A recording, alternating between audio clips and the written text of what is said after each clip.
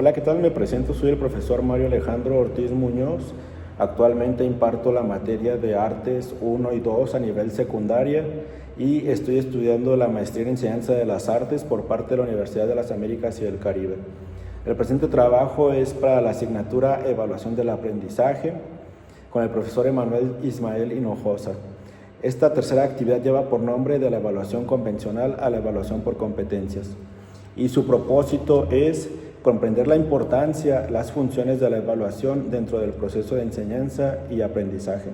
Algunos de los temas que se van a ver son qué es la evaluación didáctica, los tipos de evaluación, así como un reporte de lectura y el presente video que estoy grabando, y la resolución de un problema, situación-problema o aprendizaje situado. Como introducción, hicimos una reflexión acerca de lo que ha sido visto tradicionalmente como evaluación, que erróneamente ha sido visto como el momento final de los estudios, pero con la lectura de este libro se ha hecho un cambio o hay una propuesta para que se dé un giro y se vea más allá como una herramienta, como el motor del aprendizaje.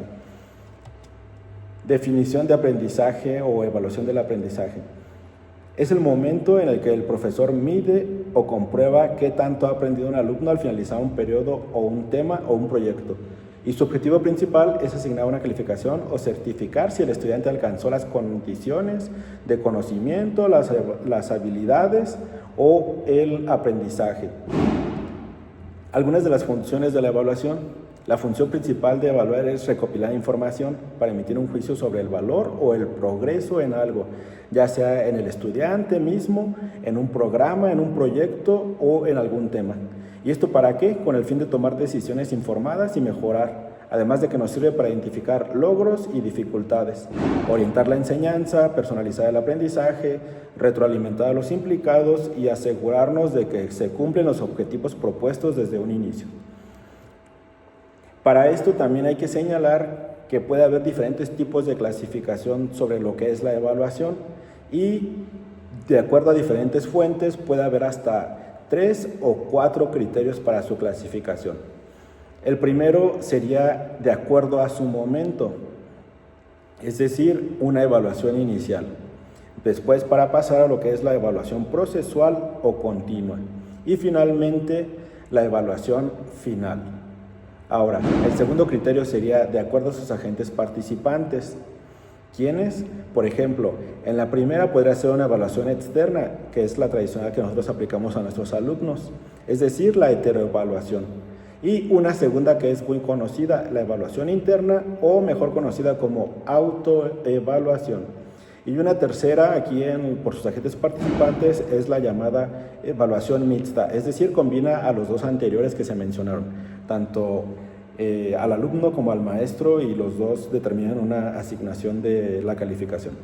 Ahora, la tercera criterio para su clasificación podría ser de acuerdo a la función. Por ejemplo, ¿qué función podría tener? Pues la evaluación diagnóstica, es decir, aplicar un instrumento en el que nosotros midamos o diagnostiquemos cómo es que vienen sus alumnos de algún grado anterior o cómo van a iniciar un tema nuevo. Después pasamos a lo que es la evaluación sumativa y la evaluación formativa, que también son las que aplicamos mucho dentro del aula. Y un cuarto tipo de clasificación para el tipo de evaluación sería de acuerdo al normativo. La primera sería normotética, normativa, criterial, es decir, cuando se establece algún criterio de acuerdo a compararlo o no con un grupo, ¿ok? Como por ejemplo, si el estudiante aprobó o no, o pasó o no alguna materia, o se le compara con un grupo de estudio. Y la ideográfica, en la que nada más se evalúa al estudiante con sus propias habilidades y con su propio contexto, sin hacer comparativa con el grupo que fue el anterior. En esta lectura que se nos propuso, hay un momento clave en el que hace diferencia entre entender a la evaluación del aprendizaje como evaluando el aprendizaje y evaluación para el aprendizaje. Es decir, en el primero solamente se evalúa si se aprendieron o se hicieron propios los conocimientos y los vacía dentro de un instrumento de medición y ya. Y en el segundo, que es la propuesta que nos hace el libro, es la evaluación para el aprendizaje, es decir, implica un poquito más de una reflexión propia del alumno para hacerse responsable de su proceso de aprendizaje, es decir, que le sea útil, que le sea aplicable y que le sirva a futuro para su proceso de enseñanza o para su vida a futuro, para su plan de estudios.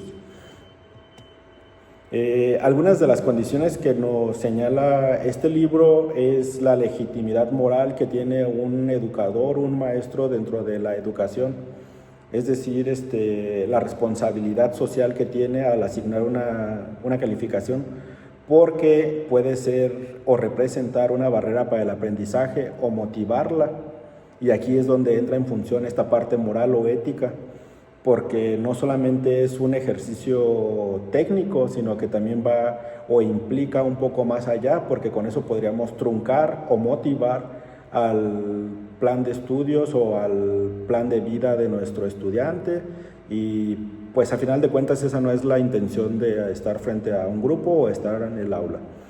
El libro nos señala que hay cinco criterios para legitimar que sí se está aplicando una evaluación moral o ética. La primera sería la determinación de las competencias, es decir, que nosotros tenemos el papel de decir si el estudiante sí adquirió o no las competencias, pero aquí es donde se tiene que tener cuidado, porque puede ser que se establezca o haya algún sesgo de favoritismo o de preferencias, entonces pues aquí se tiene que hacer de modo responsable y ético.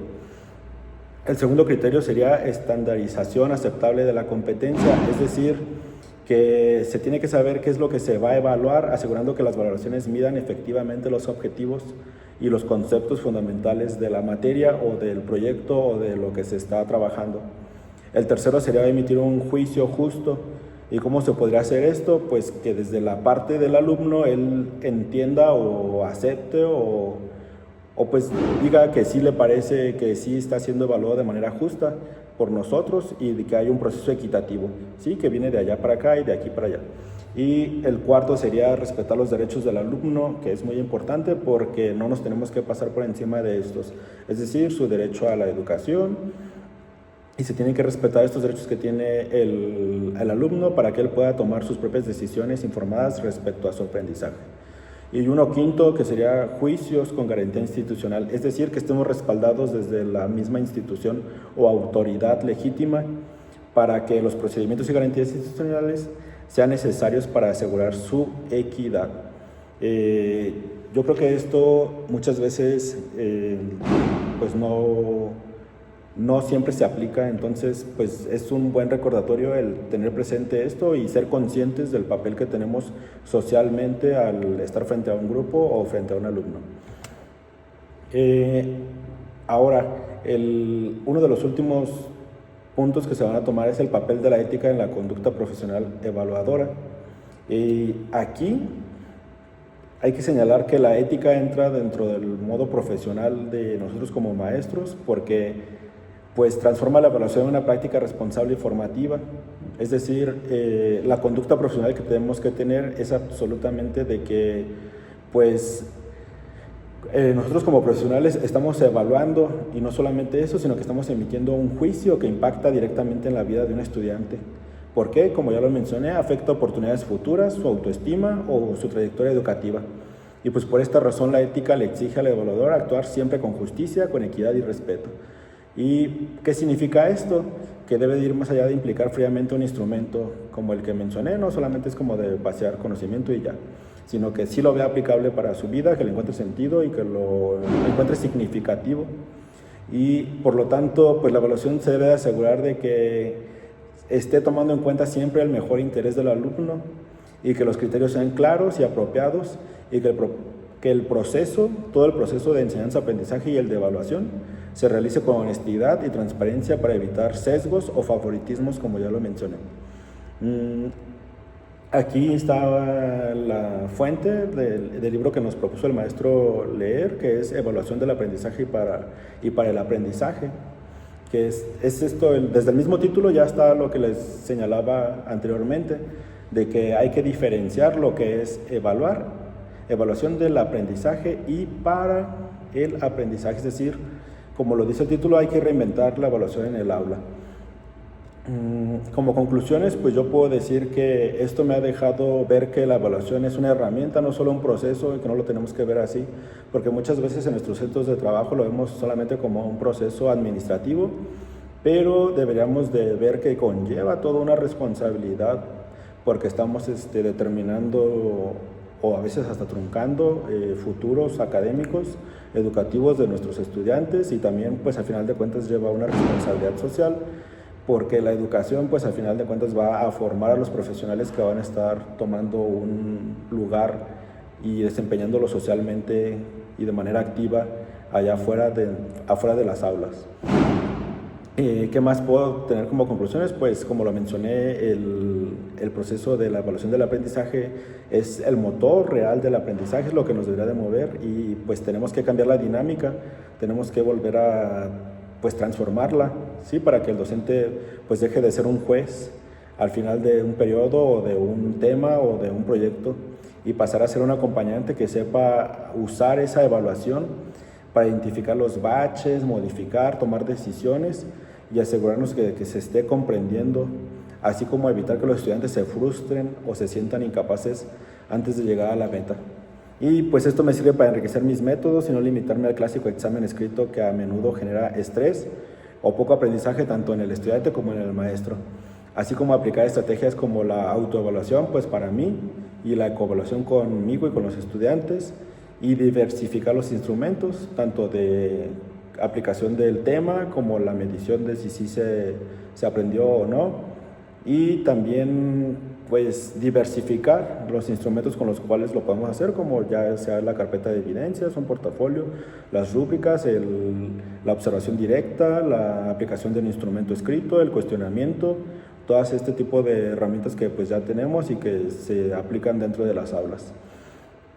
Y pues a final de cuentas tenemos que hacer que nuestros estudiantes se involucren activamente y que se hagan responsables de su propio proceso de aprendizaje, y ser una guía, no ser un obstáculo, no hay que hacer una barrera para el aprendizaje para ellos, y que nos tengan confianza y que trabajen bien, que se sientan a gusto, que la escuela sea un lugar en el que quieren venir a aprender y que pues le encuentren sentido al hecho de estar aquí, de venir y de por qué están aquí. Y más aparte, pues como en la situación problema que nos planteó el maestro, yo lo puse como a manera de reflexión, que se les tendría que hacer pedir a estos alumnos de un grupo de 30 en el que 4 plagiaron pues un proyecto que se les pidió, un trabajo, que ellos hicieran un ejercicio de autorreflexión. ¿Para qué? Pues para que retomen valores como la honestidad, la verdad, el ser responsables, y que también, pues sí, admitan de que tuvieron un error en la aplicación de su trabajo. Así que muy importante y clave que yo puse fue que hagan una reflexión en valores. Entonces, pues deberían de tener la responsabilidad y la confianza y la honestidad para poder volver a trabajar, y como penalización, pues sería tomarles nada más en comparación de su grupo, nada más un porcentaje menor como máximo, ya no alcanzar la calificación máxima que ya sus compañeros que sí lo hicieron bien, pues sí obtuvieron, y plantear esto que se llama también la teoría del aprendizaje del error, que muchas veces pues nuestro cerebro también lo asimila de manera más pregnante, es decir, que lo hace más propio, más suyo, y que lo evita para que pues no vuelva a suceder.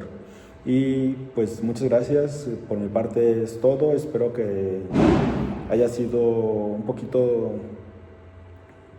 favorable la explicación, aparte del documento, y pues siempre es un reto también, de hecho la misma realización de esta actividad para mí pues es un reto el grabarme a mí mismo y estar planteándolo aquí frente a cámara. Muchas gracias y saludos.